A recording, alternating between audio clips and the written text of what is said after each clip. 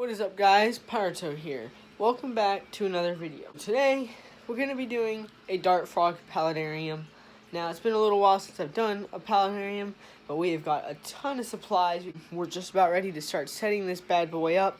I want it to look pretty nice. It's going to have a waterfall. You'll see as we get into it. So let's get started with today's video. We have our egg crate. This is what's going to be used to make our little platform.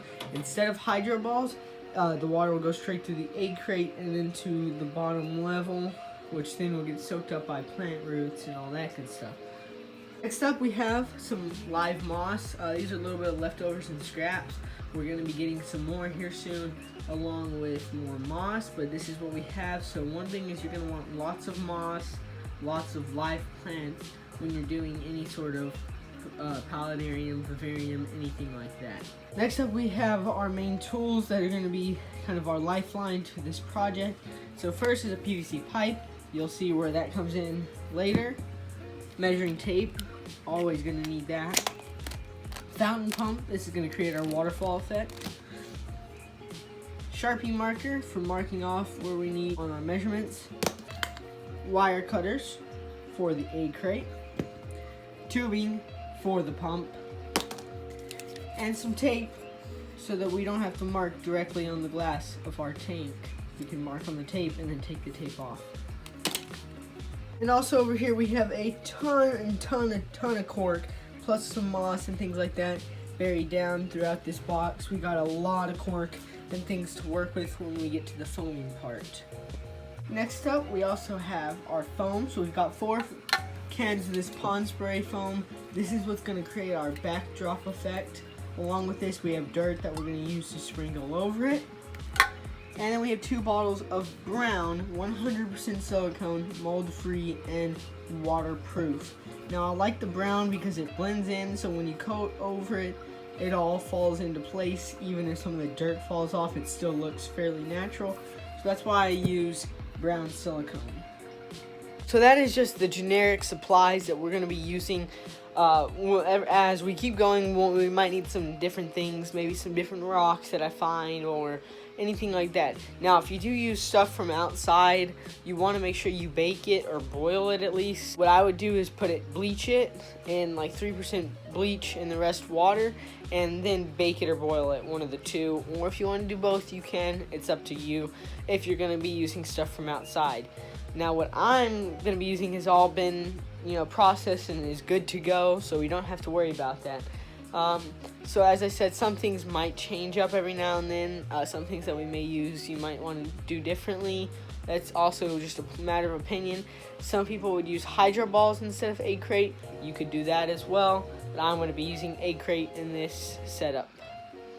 Okay, so being that this is an 18-18-20 Zilla enclosure, this is as far up as it'll hold water properly, so my drainage layer is probably going to go to about here, and then the rest will be our substrate and things like that.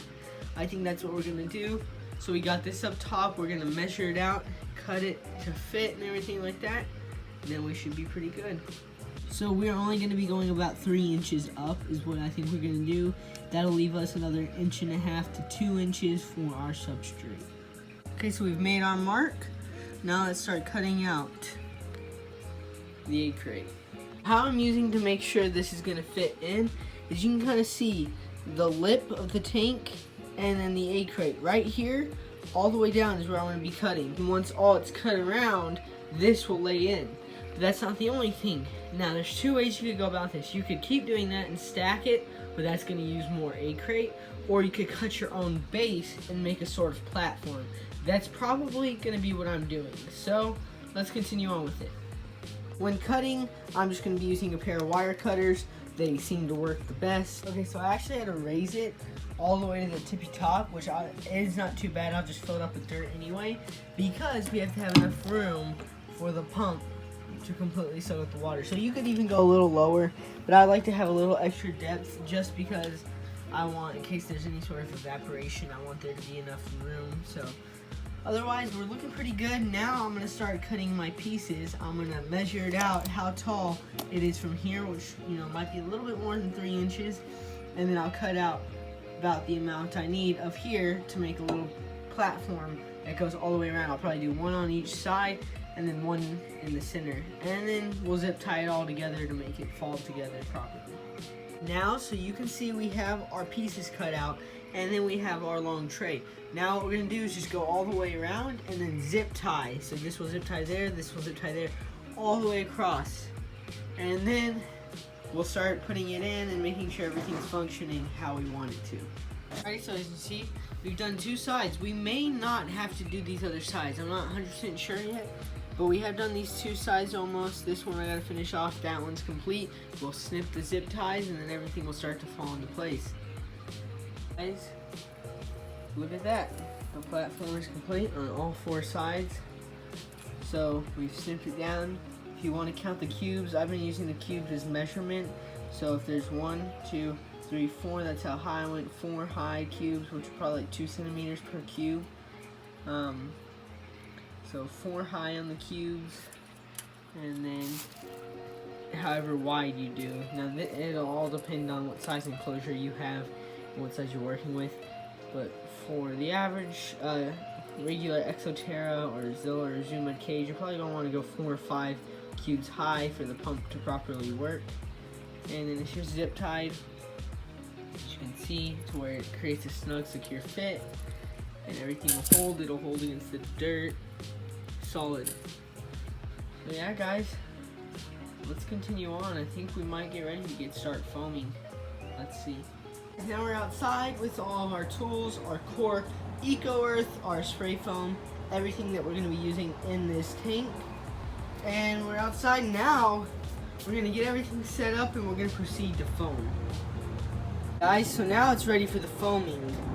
So we've done this. This is all situated. It will not move. It's stuck in there. This guy right here, it's going to go like that. We'll put our cork around it and all that good stuff. This guy we're going to foam over, but it'll allow us to take the pump out and remove the cord if we just absolutely have to. So this will get foamed in, and then this will go out the back like that. So overall, it should be pretty functional. And as I said, this will trickle out to the back. So yeah, let's start laying out our cork and getting to foaming. Guys, we've pretty much reached the point of no return. So our cork is placed in how I like it. And then I got some more rocks and cork that I'm going to put in after the foam is sprayed in, just so I can see how it looks. Our tube's there. I'll add some more rocks and cork, as I said. But we are pretty much at the point of no return. So, after we start foaming, if we screw up, guys, that's it. So, pray for me. Let's hope for the best, and let's get started on foaming.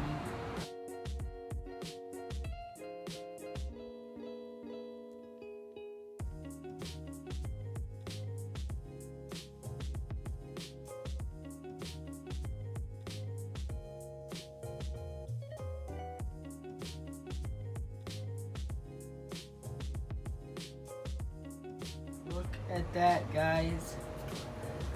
The background is foamed in. So, we got our branches, all of our foam. I put a little bit of dirt, but now we're gonna have to carve out certain places like over there and re-silicone over. So that's what we're gonna get doing, is carving and siliconing, applying our dirt and making it look even more nice. Another thing that we have here is a vine. Now, I did not purchase these. As a matter of fact, these are actually shoelaces. I call these shoelace vines. You can simply take old pair of shoelaces, or even if you just find some out and about, whatever you want to do. If you want to buy shoelaces, it doesn't really matter. And I completely coat them in silicone. After I coat them in silicone, I dip them in Eco Earth. And then once I dip them in Eco Earth and let them dry, it creates this awesome looking vine. So we're going to be adding this guy into the enclosure. Guys, look at that. It is looking good. So we're going to close up shop for tonight, finish letting everything dry, and then we're going to proceed to put our landscape fabric over that, fill that up with water, and get it going, and get our substrate in and all that. And then in the following weeks, we'll get plants in it and start making it look really detailed and really, really nice. that's how it's gonna look for tonight. Alrighty guys, now that the background's laid out nice and neat, we've got our silicone, moss, the planters there. It's looking good. So now what we're gonna do is we're gonna add mesh, or you could do weed barrier like I am. The only thing with weed barrier is it doesn't allow the plant's roots, if you plant any ground plants, to go through as quick as mesh would. So what I'm gonna do to prevent that is cut small, tiny little holes all around it on each one of my layers, just to make sure that there's some little room for roots to go down into the water section, because that'll help with filtration of the waterfall.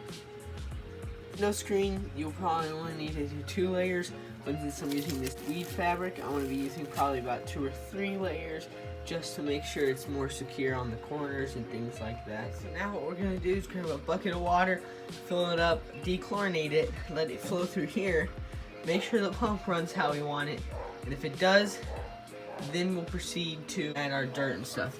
One more thing I did is I added a little bit of foam right there to help protect the pump and the frogs in case they jump right there, just because some of that egg crate's a little sharp, but that's optional and only in case you need it. And then as I said, here in a little bit we'll look at our plants and make it look real nice. Alrighty guys, we filled it with water. Now let's plug it in and pray for the best. And look at that guys. So that's where the water is trickling down from. And it's coming out nice and smoothly like I hoped it would. And of course if we add moss, rocks, anything like that, that'll always change the flow of the water. So I'll cut some holes in the back here so it'll drain a little quicker. Looking good guys, looking good. We're adding rocks to our little feature here. Let me know what y'all think looks better, moss or rocks, but what I'm gonna do is kind of do rocky layer over here to make sure all that water drains through, and then dirt and our plants and all that. Alrighty, so now we have put our rocks in to create a little riverbed looking thing. And then we're gonna start putting our moss in just here or here, wherever it looks like it needs it. And that moss is acting as our wall. And then our substrate will come up to here and it'll go down into there so the dart frogs can climb in and out of there. And the rest of this will be our leaf litter and our soil and plants and all that good stuff. Now guys, we've started to add our bedding. The bedding I'm using is gonna be this Zilla Jungle Mix. Alrighty guys, look at how nice it's looking. So I had to play around with it, play around with the flow, and I finally got that perfect flow that I love. It comes out, trickles down, drips around. I honestly really like the flow. I'm very proud of how it looks. I like the little dripping effect. Obviously it's nothing crazy, but then it drains down through here, back into here. I got this Bromeliad. Now this Bromeliad came out of one of the enclosures I already have. And then I added some leaf litter, so of course this is unplanted. I still gotta get more moss to put around it, so it's not even entirely complete yet. But with what I do have going, it looks pretty nice. So, let me show you where I got this plant. I got the Bromeliad out of this paludarium. Now this tank has no animals living in it. Crystal clear water, nice waterfall, land and water portion. I really like this area over here. But all I've got growing in it are just a ton of plants, which are all doing very well, by the way. So currently I take like clippings and stuff and put them into other tanks, and that's what I've been doing. And I will take some clippings, but I do want to get all new plants for that tank. So we're going to take a couple of clippings and put them in the enclosure. Alrighty guys, now we're unfortunately ending the video. I hate to cut y'all off here, but we're going to do a part 2. Don't worry, trust me. The final product is not complete yet. We're gonna get all the supplies, finish it off, make it look real nice. We may even get the dart frog. We may even get the dart frogs on the next video. I'm not 100% sure yet. Then we're gonna have some videos of us purchasing turtles for this area. We're gonna have a ton of bangers coming up, guys. I'm gonna be building something with a YouTuber named Christopher Scott. If you go check him out right now, his videos are awesome. That's all I'm gonna say. I can't say too much. But all sorts of new videos coming out. Turtles, fish, frogs for my new tank. All sorts of crazy stuff. So stay tuned for that. And anyways, leave a like, leave a comment, subscribe. And I will see you guys all in the next video. Peace.